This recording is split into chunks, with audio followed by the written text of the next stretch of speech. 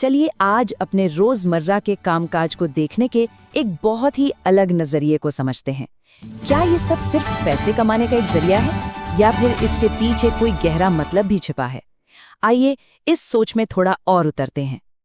देखिए, आमतौर पर जब भी हम नौकरी या बिजनेस के बारे में सोचते हैं तो दिमाग में यही आता है ना? एक सीधा साधा हिसाब किताब। हम अपना वक्त, अपनी मेहनत देते हैं और बदले में हमें पैसे मिलते हैं। और इसमें कुछ गलत भी नहीं है, हमारे समाज की नींव ही इसी पर टिकी है। लेकिन यहीं पर हमारी आज की बातचीत एक बहुत दिलचस्प मोड़ लेती है। क्या ऐसा हो सकता है कि जिस काम को हम सिर्फ एक लेन देन मानकर चल रहे हैं, उसका कोई गहरा, कोई रूहानी मकसद भी हो?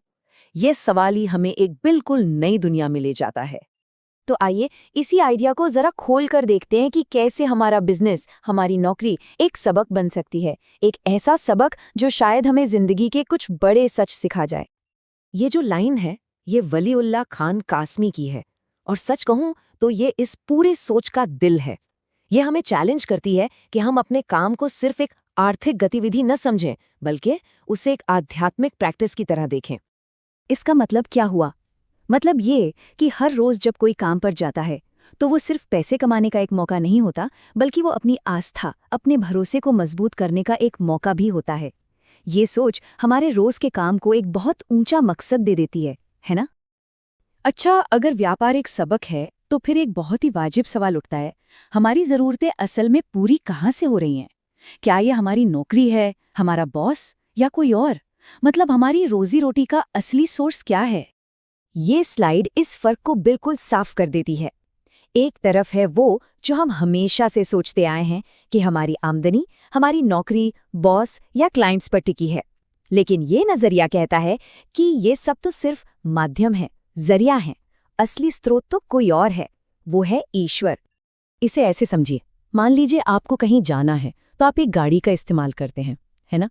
पर गाड़ी आपकी मंजिल तो नहीं है, वो तो मंजिल तक पहुंचने का बस एक जरिया है। बिल्कुल वैसे ही नौकरी या व्यापार, वो हमारी रोजी रोटी का अंतिम सोर्स नहीं है, सिर्फ एक जरिया है।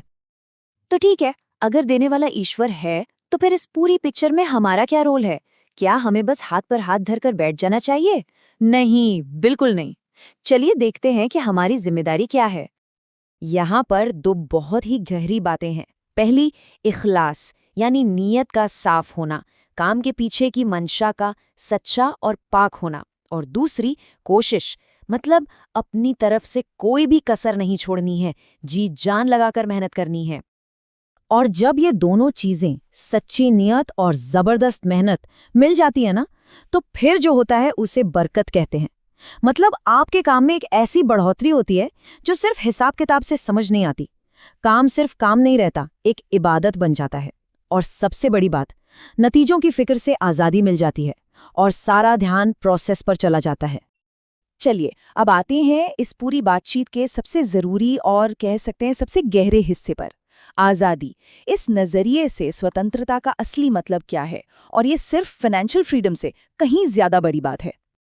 ये लाइन, ये इस पूरी सोच का निचोड़ है कि असली आज़ादी का मतलब पैसों की मोहताजी से छूटना नहीं है, बल्कि असली आज़ादी इस बात पर पूरा यकीन कर लेने में है कि देने वाला वो है जिसके खजाने कभी खत्म नहीं होते। ये जो निर्भरता है ना, यही सच्ची स्वतंत्रता है। तो आज की दुनिया में जहां हर कोई फाइनेंशियल इंडिपेंडेंस के पीछे भाग रहा है, वहां इस आध्यात्मिक आज़ादी के क्या मायने हो सकते हैं? ये एक ऐसा सवाल है जो शायद हमारे काम करने और यहाँ तक कि जीने के तरीके को भी पूरी तरह से बदल सकता है। सोचने वाली बात है ना?